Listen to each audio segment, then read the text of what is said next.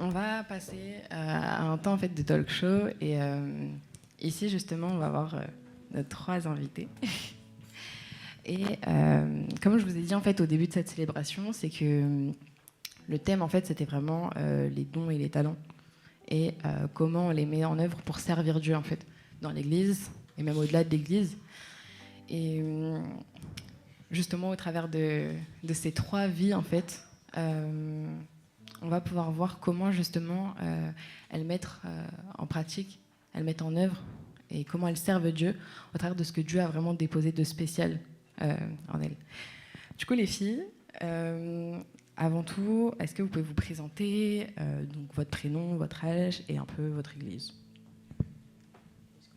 Ok, alors du coup, moi je m'appelle Claudia, j'ai 24 ans et donc je suis à l'église à Dourdan. C'est une église qui s'appelle Parole du Salut et donc Dourdan en Essonne. Donc voilà. Bonjour tout le monde, j'ai un peu la voix cassée, je suis désolée. Moi je m'appelle Princey, j'ai 19 ans et moi j'habite à Bordeaux et je suis à l'église Momentum.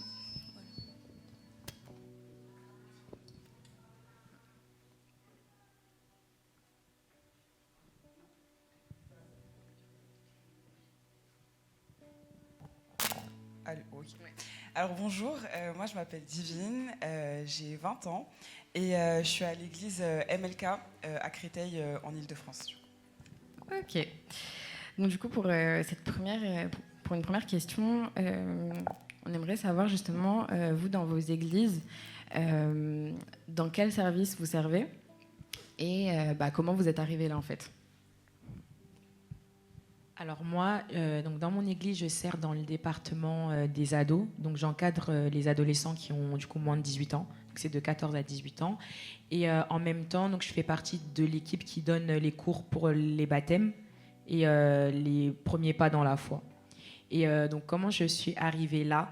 Alors je dirais que c'est vraiment... en fait, je ne l'ai pas forcément choisi. C'est-à-dire que j'avais soif de Dieu. Et donc je venais aux réunions de la jeunesse, etc. J'ai eu à parler avec le responsable. Et en fait, c'est lui qui m'a proposé de faire cela. Et donc un peu pour dire que j'ai juste cherché à servir Dieu. Et je me suis retrouvée à le servir Dieu, à le servir du coup dans la jeunesse, enfin dans l'adolescence et dans ce que je fais également. Alors, moi je sers à la communication, donc pour vous expliquer un peu ce que c'est tout ce qui est réseaux sociaux. Donc moi je filme la célébration, je m'occupe de les mettre sur les réseaux sociaux afin que les personnes qui ne sont pas présentes physiquement à l'église puissent suivre aussi les cultes, puissent voir ce qui s'est produit dimanche après dimanche. Et donc voilà, c'est un peu ça, c'est filmer ce qui se passe et puis partager sur les réseaux sociaux pour que tout le monde puisse voir un petit peu ce qui a pris place à l'église. Et comment j'en suis arrivée là? J'ai toujours aimé faire des vidéos. J'aime beaucoup filmer mon quotidien, tout ce que je fais.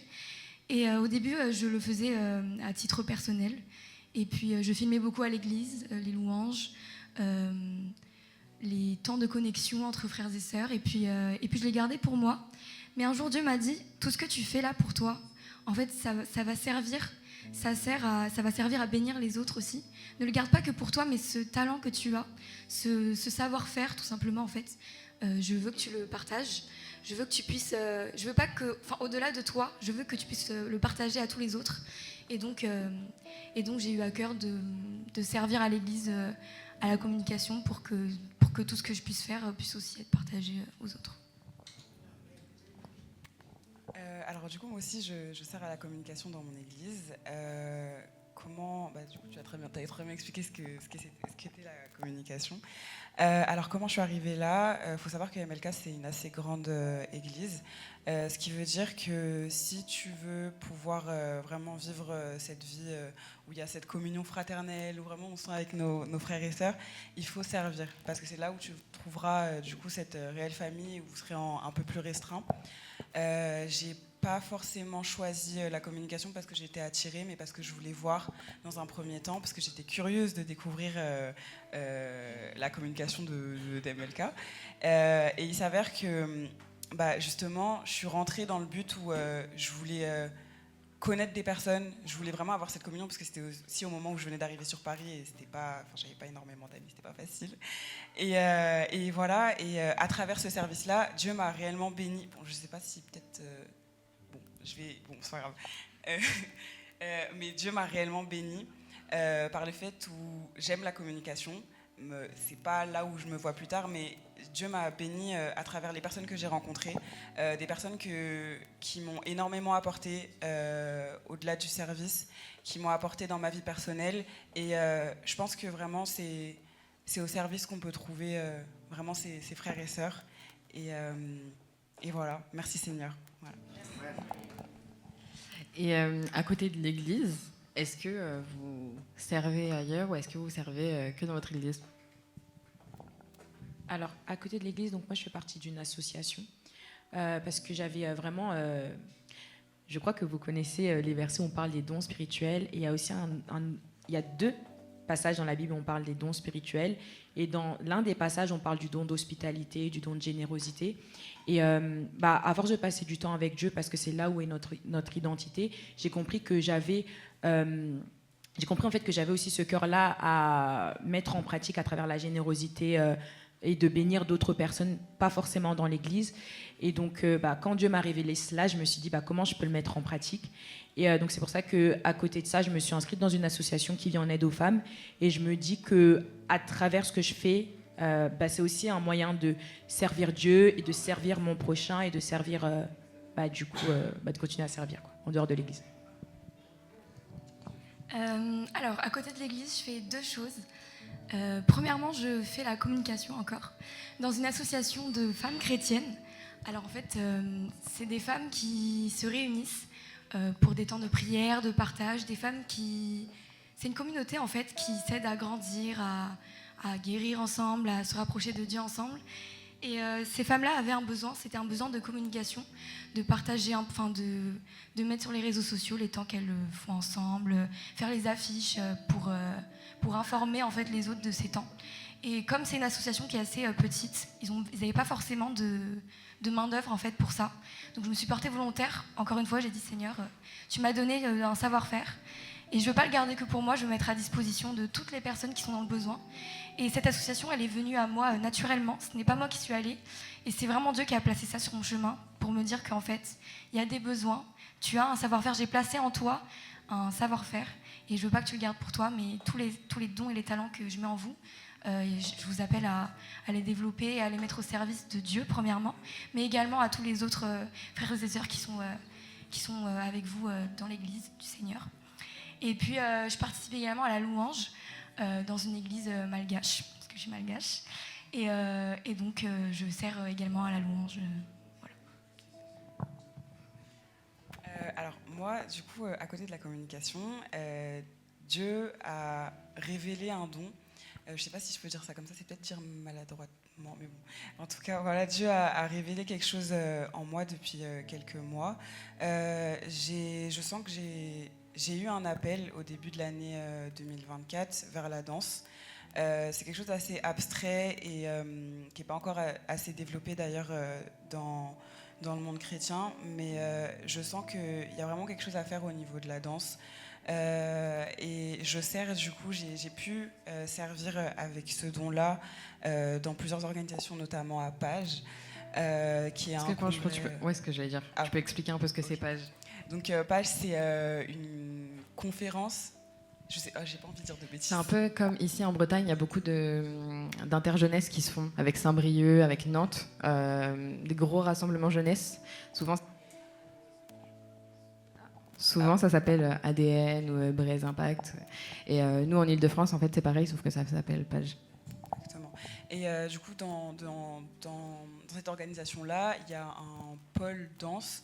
Et au début, j'avais pas vraiment d'attente quand je me suis inscrite. Et finalement, le fait d'avoir fait ce pas-là, que je pense que c'est clairement un acte de foi, d'aller vers quelque chose sans avoir réellement d'attente et juste de dire... Ok Seigneur, si c'est vraiment là que tu veux que je serve, si c'est vraiment mon appel, je te laisse guider tout et c'est toi qui frayeras le chemin. Et il a frayé le chemin.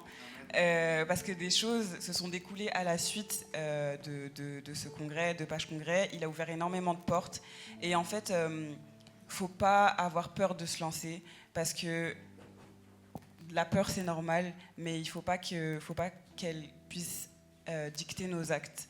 On peut tellement passer à côté de bénédictions, de bénédictions à cause de la peur, et je trouve ça dommage. Donc en fait, on doit vraiment avoir ce pas-là où, Seigneur, je te fais complètement confiance, et c'est lui qui frayera les chemins. T'as volé un peu ma prochaine question. Mais du coup, j'allais vous dire, mais quels sont les défis que vous avez pu rencontrer? Parce que servir, comme on sait, c'est un sacrifice. Et ouais, quels seraient les défis que vous... Alors moi, je dirais c'est peut-être les récents défis que j'ai rencontrés par rapport au service, c'est au niveau de l'équilibre. C'est-à-dire d'être équilibré dans tout ce que je fais dans la vie, parce que de manière générale, je travaille en fait. Ensuite, je sers à l'église. Il y a aussi sa vie personnelle, le fait de voir ses amis, la vie que tu passes, les temps que tu vas passer aussi avec ta famille. Et c'est vrai que parfois, c'est pas forcément en fait facile à équilibrer. Et je me suis retrouvée un peu dans une période récemment, l'année dernière, où j'avais du mal à passer du temps avec ma famille, et je me souviens que le Seigneur m'a repris et il m'a ramené à ce verset-là qui disait que celui qui renie les membres de sa famille est pire qu'un infidèle, et je me suis dit que ok, je sers Dieu, mais il faut également que je sois présente en fait pour ma famille, que je sois présente pour mes amis, que je sois présente au travail à 100%. Et donc l'un des défis, je pense que c'est l'équilibre, et donc c'est pour ça qu'il est important lorsqu'on sert en fait de vraiment réussir à pas en fait équilibrer, à réussir en fait à vraiment donner du temps à chaque chose que l'on fait, sans pour autant prioriser l'une de l'autre, parce que Dieu nous veut en fait dans chaque endroit où il nous a placés. Donc voilà, l'un des défis auxquels je peux faire face au service. Un défi auquel j'ai pu faire face durant mon service, et ça s'est produit très récemment, c'est la sécheresse. Pour vous expliquer un peu ce que je veux dire par là. Quand j'ai commencé mon service à l'église, j'ai été très enthousiaste à l'idée de servir, de venir dimanche après dimanche, de donner mon temps, de passer tous mes dimanches entiers à l'église, de partir de chez moi à 7h du matin et de rentrer à 18h, alors que le lendemain, il y a l'école et la semaine reprend, et puis rebelote. Alors au début, ça me plaisait beaucoup et ça me rapprochait énormément du Seigneur. Et je servais, mais je recevais également en retour. J'ai rencontré beaucoup de nouvelles personnes. J'étais bénie au travers de ce que je faisais. Et puis vint un temps où j'ai commencé à me fatiguer, entre guillemets. En fait, ça a commencé à devenir dur d'y aller, de servir dimanche après dimanche. On commençait à ne plus sentir cette flamme du début, en fait, qu'on avait, cet enthousiasme qu'on avait du début, et on commence à se fatiguer. Et je pense qu'on connaît tous des temps comme ça, que ce soit dans le service ou pas avec le Seigneur, où c'est assez sec, on ne ressent plus trop sa présence, et c'est dur de s'accrocher. Donc j'ai vraiment senti en moi que j'avais plus trop envie, que j'y arrivais plus. Puis même quand je servais, en fait, je voyais plus les fruits que ça apportait. Je le faisais pour faire, mais c'était plus aussi bien qu'avant. Et puis des fois, j'avais juste envie de me retrouver dans les rangs de l'église aussi, et de ne pas avoir à servir, à être dans les backstage, à devoir circuler partout, mais j'avais juste envie d'être comme toutes les autres personnes, venir et m'asseoir dans le lieu secret, secrètement sur une chaise, et louer le Seigneur, en fait, et pas avoir à participer à tout ça. Et puis Dieu m'a dit, le service, ça dépend pas de toi, de ton cœur, mais ça dépend juste de moi, en fait. C'est pour moi que tu le fais, c'est pas pour toi, c'est pas pour ressentir des choses, mais le service, c'est un sacrifice, et c'est un sacrifice qu'on fait avec un cœur reconnaissant de tout ce qu'on peut faire pour lui, un cœur reconnaissant parce qu'il nous a donné la capacité, tout simplement. Et même si parfois c'est dur, même si parfois on n'a pas trop envie, en fait, il faut se dire que ce service, c'est un sacrifice qu'on fait à Dieu, et tout ce qu'on lui donne, il nous rend. Et parfois on vient et on est sec et on n'a pas la motivation, mais on repart et on est requinqué parce qu'on l'a fait quand même, et Dieu nous a rendu tout ce qu'on lui a donné, en fait. Il nous a fortifiés parce qu'on a décidé d'y aller quand même. Et je pense que Dieu nous appelle à ça. Des fois, on sent pas sa présence, on n'a pas envie, on est fatigué. Mais c'est justement dans la présence de Dieu qu'on trouve le refuge, la force. C'est en venant auprès de lui avec nos fardeaux qui nous ressourcent après. Donc voilà, il faut toujours persévérer et toujours le faire, même si parfois c'est dur. Je pense que ce serait la stagnation. Je pense que le service et le don sont étroitement liés, dans le sens où ce qu'on peut faire, c'est pour moi, à partir du moment où, que ce soit la guitare ou même le service à l'accueil, c'est un don. C'est Dieu qui nous appelle à être là et c'est pas quelque chose que tout le monde a. Donc pour moi, c'est un don et un cadeau de Dieu. Et la pire des sensations, c'est de stagner. D'être dans cette période où tu as l'impression de faire pour faire, en fait. De faire pour faire et de voir aucune évolution dans ce que tu fais. C'est très frustrant. C'est très, très frustrant. Mais justement, je pense que ça pourrait plutôt... Enfin, cette période-là, ça pourrait être plutôt comme une espèce de claque pour se dire ah ouais, je me suis trop reposée sur mes acquis. C'est le moment de chercher plus. C'est le moment de donner plus aussi. De voir comment est-ce que je peux faire évoluer ce don. Peut-être que je peux servir dans un autre endroit, à l'église. Peut-être que je peux créer même un nouveau service à l'église. Et voilà, et de ne pas voir cette stagnation-là comme une fatalité, mais d'être, voilà, que ce soit une claque pour se dire c'est le moment d'aller plus loin, de trouver d'autres choses. Et voilà. Pour finir ce talk show, je vais vous poser une dernière question.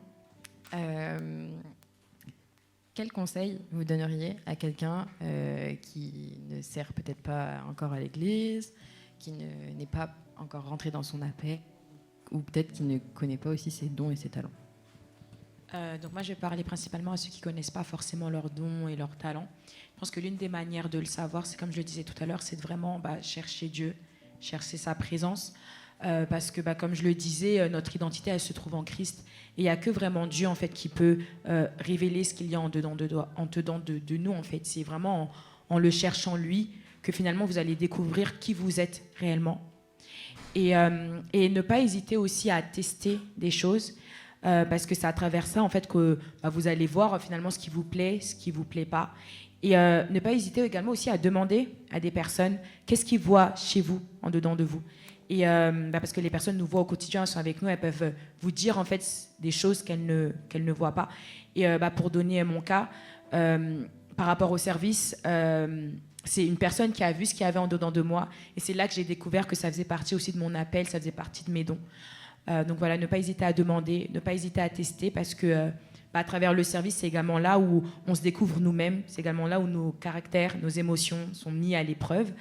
Et donc voilà. Moi, je vais parler par rapport à ceux qui connaissent leur appel, ceux qui savent que moi, j'ai ce talent, j'ai ce don. Moi, je sais chanter, je sais encourager, je sais prier pour les autres. J'aimerais vous dire de ne pas avoir peur de vous lancer, parce qu'il y a un besoin. Et si vous êtes là où vous êtes aujourd'hui, c'est que le besoin, il est là. Il est autour de vous, en fait. Si tu es dans ce lieu, c'est parce que Dieu t'a placé là. N'aie pas peur de mettre ce don, ce talent que tu as, au service de là où tu es. En fait, ne te dis pas, j'attends... quand je serai dans une autre église, j'attends l'année prochaine, j'attends quand il y aura d'autres personnes, c'est maintenant. Si c'est là que Dieu t'a placé, c'est là qu'il t'attend. Donc n'aie pas peur d'y aller. Et puis je dirais que la peur qui est en toi vient du diable, parce qu'il sait que tu as la capacité, il sait que ton mouvement va créer du changement, ton mouvement va impacter, et il cherche à te faire peur, il cherche à te faire taire, à te convaincre, te dire tu n'es pas capable, tu n'es pas appelé à ça, ça va pas fonctionner, ça sert à rien, n'essaye pas. Tout ça, c'est la preuve que ce que tu fais va porter ses fruits, parce que le diable, il ne veut pas. Il ne veut pas voir la gloire de Dieu se manifester au travers de qui tu es. Donc, n'aie pas peur. Quand il y a du doute, c'est qu'il y a quelque chose en toi. Ça vient de l'ennemi, et voilà. N'aie pas peur, lance-toi. Voilà. J'ai un peu le seum parce que c'est ce que je voulais dire. Non, mais c'est pas grave. En fait, ce que je voulais ajouter aussi, c'est genre vraiment fonce. Voilà, il y a quelque chose qui t'attire, fonce, essaye, parce qu'on perd rien en essayant, et on perd tout en n'essayant pas. Donc fonce, s'il y a quelque chose qui te... Enfin, à laquelle tu sens, tu bouillonnes et tout, genre vraiment tu veux essayer, essaye. Même si on peut se donner des freins dans le sens, ah ouais, mais peut-être que je suis trop âgée pour commencer à apprendre ça, ah peut-être que c'est pas pour moi, tout ça. Non, c'est faux, c'est faux. tout ce qui est accessible pour ton voisin est accessible, et, et accessible pour toi aussi. Voilà. Merci les filles.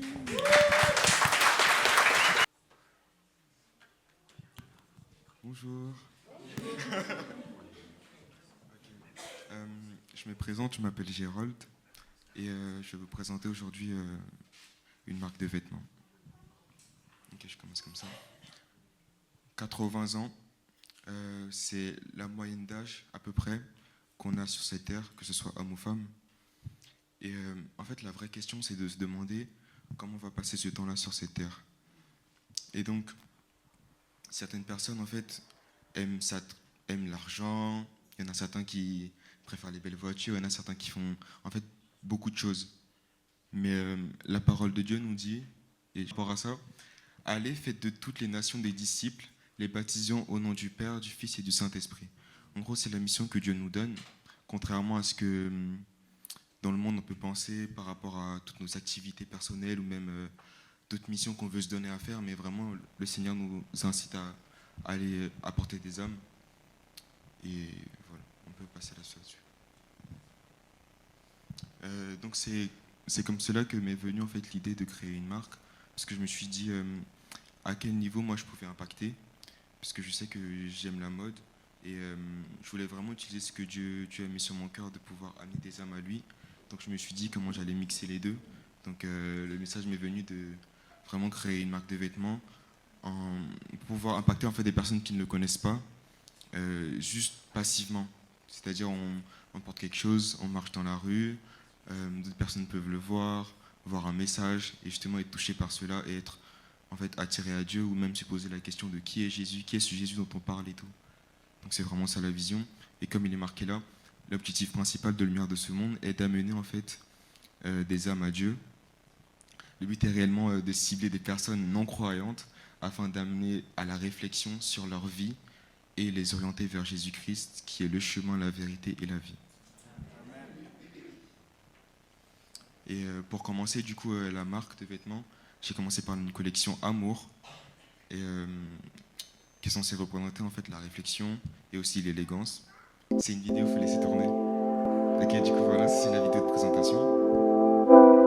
Du coup, c'est ce que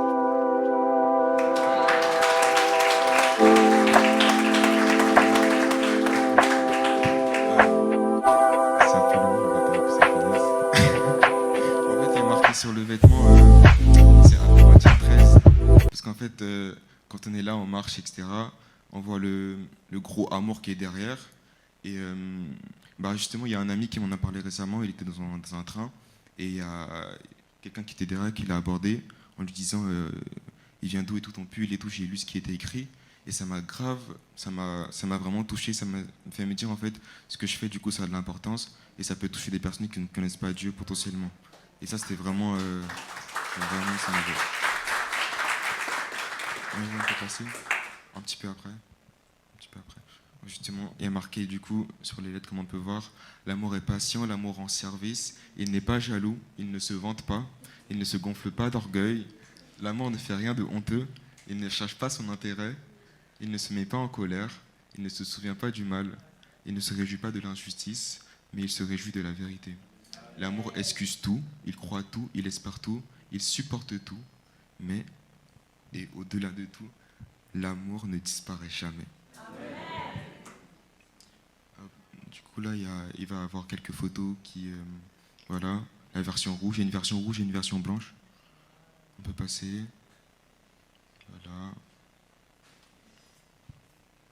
Encore un petit peu après. C'est long. Ok. Voilà, du coup, les photos... Ah oui, du coup, j'ai pas dit. En fait, quand j'ai dû créer la marque, j'ai un peu fait beaucoup de choses. Enfin, comment l'aborder ? Je voudrais aussi dire à quelqu'un qui est dans cette salle que quand on veut faire quelque chose, il faut se donner les moyens de le faire. Parce que quand on a une idée, quand on a quelque chose dans le cœur, en fait, on est souvent seul à avoir cette idée-là. Et il faut la matérialiser. Il faut poser une action pour pouvoir vraiment débuter. Et c'est, je pense, la chose la plus difficile, c'est de débuter, sachant qu'on est seul et on n'a pas forcément tous les moyens autour de nous, etc. Donc il faut vraiment se dire, j'ai cette vision-là, je veux faire tout pour aller en fait, ce vers quoi Dieu m'appelle. Et en l'occurrence, j'ai pu vraiment compter sur mes amis, et il y en a plein, ils sont là, ils sont tous là et tout. Par exemple là pour les mannequins, pour prendre les photos et pour m'accompagner aussi. Et c'est vraiment l'importance des amis. On va passer. Si je devais finir par un verset, ce serait 1 Timothée 4, verset 14. Ne néglige pas le don qui est en toi et qui a été donné par prophétie, par l'imposition des mains de l'Assemblée des anciens. Occupe-toi de ces choses, donne-toi tout entière à elles, afin que tes progrès soient évidents à tous. Veille sur toi-même et sur ton enseignement, persévère dans ces choses, car en agissant ainsi, tu te sauveras toi-même et tu sauveras ceux qui t'entourent. Merci beaucoup. Voilà. Si vous voulez, il y a le site internet pour pouvoir du coup voir les t-shirts et les acheter si vous voulez, enfin les sweatshirts, et le compte Instagram pour me suivre. Et voilà.